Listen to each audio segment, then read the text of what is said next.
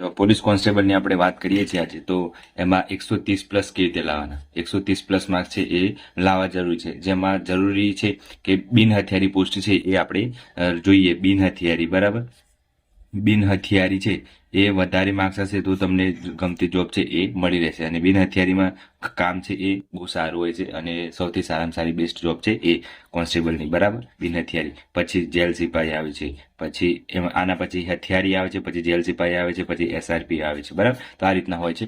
તો બને ત્યાં સુધી આપણે આ પહેલી છે એ જોબ લાવવા માટે આપણે 130+ માર્ક્સ કેવી રીતે લાવે એની વાત કરીએ. તો 130 લાવવા માટે એટલું યાદ રાખવાનું કે આપણે વધારેમાં વધારે પાર્ટ એમાં જેટલા બને એ આપણે ખેંચીશું, કેમ કે પાર્ટ બીમાં છે એ કોઈને આવતા નથી. પછી પાર્ટ બી છે એક એવું સબ્જેક્ટ એવું છે કે એમાં કોઈને માર્ક્સ નહીં આવે, કેમ કે એ છે એ એમાં શું પૂછાય છે શું નહીં, અને વેટેજ પણ 120 માર્ક્સનું છે, બરાબર, અને સબ્જેક્ટ બહુ બધા છે. એટલા માટે આપણે જોઈએ પાર્ટ એમાં. પાર્ટ એમાં શું ધ્યાન રાખવાનું આપણે, કે પાર્ટ એમાં મેથ્સ છે, બરાબર, મેથ્સ છે એ 30 માર્ક્સનું છે, અને રિઝનિંગ છે એ 30 માર્ક્સનું છે, બરાબર. તો આ મેથ્સ રિઝનિંગના 60 માર્ક્સ છે, એ 60 માર્ક્સમાં જ આપણે વધારે માર્ક્સ કવર કરી શકીએ. અને આમાં કેવું હોય કે મેથ્સ રિઝનિંગ છે એ આપણે સરળતાથી એકવાર તૈયાર કરી દઈએ એટલે આપણે એમાં બેઠા પ્રશ્નો આવડી જાય. એટલે મેથ્સ રિઝનિંગ ખાસ કરવું જરૂરી છે. અને ગુજરાતી 20 માર્ક્સનું છે, અને એ પણ ફકરા ઉપરથી હાલવાનું છે. એટલે આ ટોટલ થયા 80 માર્ક્સ, અને આ 80માંથી આપણે આરામથી આપણે 50ની આસપાસ લાવી દઈએ, 50-60ની આસપાસ લાવી દઈએ તો આપણો સ્કોર છે એ આરામથી થઈ જાય. 50-60 આમાં રાખવાના. તો મેથ્સમાં મેક્સિમમ તમે ખેંચી શકો ત્યાં સુધી 20 જેવા લાવી શકો છો, અને રિઝનિંગમાં 25 જેવા લાવી દો, અને ગુજરાતીમાં કદાચ 15 જેવા આવી જાય, બરાબર. તો 5 ને 5 શૂન્ય, વધી 1, 2 ને 2 4 ને 5 ને 6. મેં કીધું એ પ્રમાણે તમે આવી રીતના ટાર્ગેટ રાખો તો 60 લાવવાનું ટાર્ગેટ રાખવાનું પાર્ટીમાં. પાર્ટીમાં જો તમારી 60 આવી જાય છે અને આમાં ઓછા આવે છે તો પણ વાંધો નહીં, પણ એક વસ્તુ ધ્યાન રાખવાનું, 40%નું ક્રાઇટેરિયા છે, મતલબ 32 માર્ક્સ તો આમાં પણ લાવવાના છે. એટલે ધ્યાન રાખવાનું કે આપણે 32 થી નીચે ના જતા રહેવા જોઈએ, નહીં તો આપણે ફેલ ગણાશું. એટલે બંનેમાં આપણે ધ્યાન રાખવાનું છે, પાર્ટ એ અને પાર્ટ બીમાં. તો એક વસ્તુ યાદ રાખવાનું, જો તમારે મેથ્સ કરવું છે તો મેથ્સ છે એ બેઝિક થી કરજો, બરાબર. બેઝિક મેથ્સ એ ખાસ પૂછાય છે એટલા માટે, તો બેઝિક ખાસ કરી દેજો, અને પછી એડવાન્સ છે એ કરજો. બેઝિકમાં તમે જો તમે જોઈ શકો છો, નીરજ ભરવાડની બુક છે એ બહુ સારી છે, બરાબર. નીરજ ભરવાડની બુક છે એ કરી દેજો. અને બીજું છે કે રિઝનિંગમાં શું કરશો? રિઝનિંગમાં પણ નીરજ ભરવાડની છે. પાર્ટ એ શીખવા માટે છે, અને પાર્ટ બી પ્રેક્ટિસ કરવા માટે છે. તો પાર્ટ એ અને પાર્ટ બી બંને કરી દેજો, બરાબર, એ વાંધો આવે નહીં. ગુજરાતી માટે યુવાનું બેસ્ટ છે, યુવા કરી દેજો એટલે વાંધો આવે નહીં, યુવાનું સારું આવે છે એટલા માટે.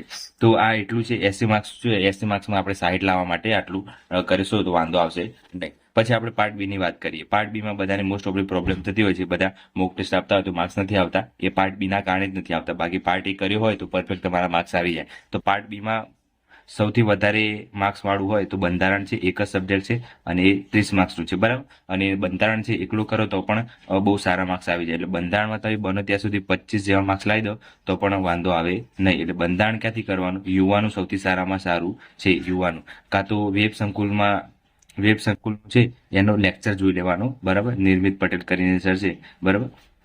તો એમનો લેક્ચર જોઈ લેશો તો પણ વાંધો નહીં આવે. તો આ 30 માર્ક્સ છે એ આપણે આ રીતે કવર કરીશું યુવાનામાંથી, અને વિડીયો જોઈને. તો વિડીયો જોઈ લેવાનો, પછી બને ત્યાં સુધી આપણે બુક જ વાંચવાની, એટલે બુકથી બહુ સારું કવર થઈ જાય. એટલે બંધારણ છે એ ટોપિક આપેલા છે તો ટોપિક વાઇઝ જ કરવાનું છે, વધારે કંઈ કરવાનું છે નહીં. એટલે ટોપિક જેટલો આપ્યા છે એટલું જ કરવાનું. રાષ્ટ્રપતિ આપે છે તો રાષ્ટ્રપતિ જ કરવાનું, પછી ઉપરાષ્ટ્રપતિ કરવા જશો તો પછી ટાઈમ જતો રહેશે. જેટલા ટોપિક આપે છે એટલા ખાસ કરી દેવાનું, બરાબર. તો આ રીતના બધું કરવાનું. આખી બુક નથી કરવાની, જેટલા ટોપિક છે એટલા જ કરવાના છે. પછી છે વિજ્ઞાનના પણ ટોપિક આપેલા છે આપણા જોડે, બરાબર. તો વિજ્ઞાન છે એ 6 થી 10 નું પૂછાય છે. તો 6 થી 10 ની સામાજિક વિજ્ઞાન ટેકનોલોજીની બુક છે એ વાંચી લેવાની, બરાબર. વિજ્ઞાનની બુક છે 6 થી 10 ની, એટલું કરશો તો પણ એમાં ટોપિક છે એ બધા કવર થઈ જાય છે, બરાબર. તો વિજ્ઞાન છે એ નોર્મલ જ છે, આપણે જે પેલા ચેપ્ટર આવતા હતા 6 થી 10 માં વિજ્ઞાન ટેકનોલોજીના, એ જ છે.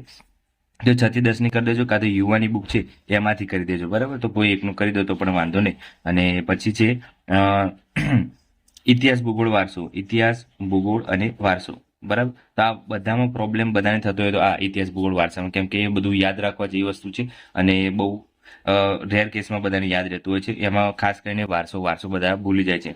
મારા ખ્યાલથી વારસો છે તમે યુવાનું કરી દો, અને એમાં પણ વધારે ગુજરાતનું કરી દેજો, બરાબર. ગુજરાતમાં તમે મોસ્ટ ઓફલી શું કરશો? ગુજરાતમાં તો ગુજરાતના તીર્થ સ્થળો છે એ બધા કરી દેજો, પર્યટન સ્થળો છે, પછી વાવ, ગુફાઓ, પછી નૃત્યો, એ બધું ખાસ કરી દેજો, બરાબર. અને લાઇબ્રેરીઓ, આટલું કરી દેશો તો પણ વાંધો આવશે નહીં, બરાબર. ઇતિહાસ ભૂગોળ વારસો છે 50 માર્ક્સનું છે, અને 50 માર્ક્સથી તમે 30 માર્ક્સ મેક્સિમમ લાવી શકો છો 50 માંથી, બરાબર. તો એ 30 માર્ક્સ છે એ કેવી રીતે કરવા, તો આ યુવાની બુક છે એ બહુ સારી છે, એનસીઆરટી વાપરી દેજો, એનસીઈઆરટી, બરાબર. એમાં જેટલું સિલેબસ છે એ પ્રમાણે કવર કરેલું છે, તો એનસીઆરટી છે એ વાંચી લેવાની, અને બીજું કંઈ ખાસ કરવાની જરૂર નથી. તો ઇતિહાસ ભૂગોળ વારસો એ કવર થઈ જશે, 30 માર્ક્સ આવી જશે એમાં.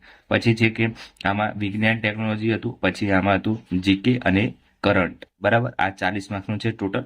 તો 40 માંથી તમે મેક્સિમમ 20 જેવા અડધા જ માર્ક્સ લાવી શકો છો આમાં, કેમ કે જીકે શું પૂછાશે એ ખબર નથી, કરંટ શું પૂછાશે એ ખબર નથી, પણ વિજ્ઞાન આપણને ખબર છે કેટલા પૂછાય. તો મારા ખ્યાલથી 25 થી 30 ની આસપાસ લાવી દેવાનું, કેમ કે વિજ્ઞાનના ટોપિક આપણને ખબર છે, એટલે 15 કાં તો 14 પૂછાય તો પણ વાંધો ન, બરાબર. 14 ની આસપાસ રાખવાનું ટાર્ગેટ. એટલે બધામાંથી ઓલમોસ્ટ આ બધા ગણવા જઈએ આપણે તો 25 માર્ક્સ આના આવી જાય, બરાબર. 25 આમાં આવી જાય, અને ઇતિહાસ ભૂગોળ વારસો છે એ 30 આમાં આવી જાય, બરાબર. તો આ બધા કવર થઈ અને આપણે બહુ સારા માર્ક્સ કવર થઈ જાય એવું ધ્યાન રાખવાનું.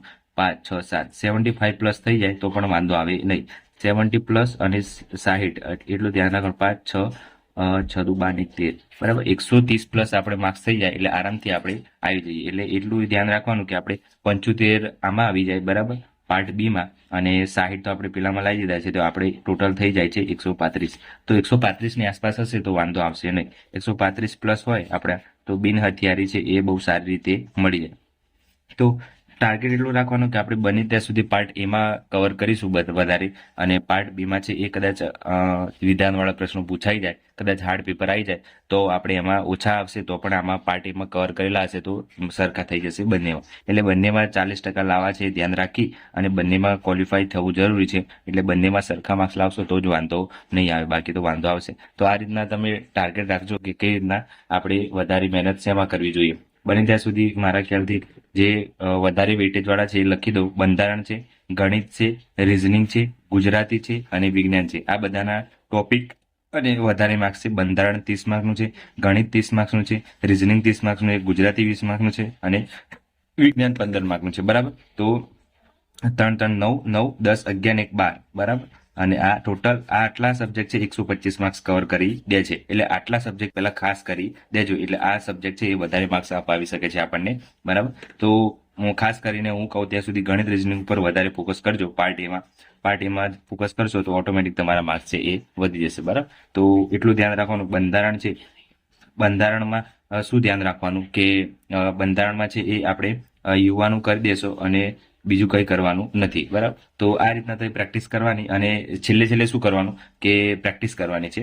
પ્રેક્ટિસ અને બીજું છે એ પીવાયક્યુ જોવાના, બરાબર, અને મોક આલવાની. તો આટલું કરશો તમે તો વાંધો આવે નહીં. તો મોક આલતા હશો, તમને જે વીક પોઈન્ટ લાગે, જેમ કે મને ઇતિહાસના પ્રશ્નો નથી આવડતા તો તમારે ઇતિહાસ લઈને બેસી જવાનું, અને ઇતિહાસમાં કયા ટોપિક નથી આવડતા, જેમ કે બાબર, હુમાયુ, અકબરના નથી આવડતા તો એ લઈને બેસી જવાનું, અને એ આપણે સોલ્વ કરવાના. પછી એમ વિચાર આવે કે મને વારસો નથી આવડતો, વારસોમાં કયું ખોટું પડે છે આપણે તો એ જોઈ લેવાનું કે મને વાવ નથી આવડતી, મને તીર્થ સ્થળો નથી આવડતા, નૃત્યો નથી આવડતા. એ બધું ધ્યાન રાખી અને આપણે એ કરવા બેસી જવા. એટલે આપણે જ્યારે એ પેપર સોલ્વ કરતા હોય, જ્યારે જે ટોપિક નથી આવડતું એ આપણે કરવાનું, બાકી જે આવડે છે એ કરશો તો વાંધો નથી, પણ જે નથી આવડતું એ પહેલા કરી દેજો, કેમ કે બધા સબ્જેક્ટ કરવા એ બહુ જરૂરી છે, કેમ કે કોમ્પિટિશન વધારે છે એટલા માટે. તો બધા સબ્જેક્ટ ખાસ કરી લેજો, બરાબર. અને ચેનલ પર નવા હોય તો સબસ્ક્રાઇબ કરી દેજો, અને વિડીયોનું ગમ્યું હોય તો લાઈક કરી દેજો, બરાબર. તો આજ માટે આટલું રાખીએ, અને કંઈ બી તમારે ડાઉટ હોય તો મને કોમેન્ટ કરજો, તો એને જરૂરથી તમને રિપ્લાય આપીશ.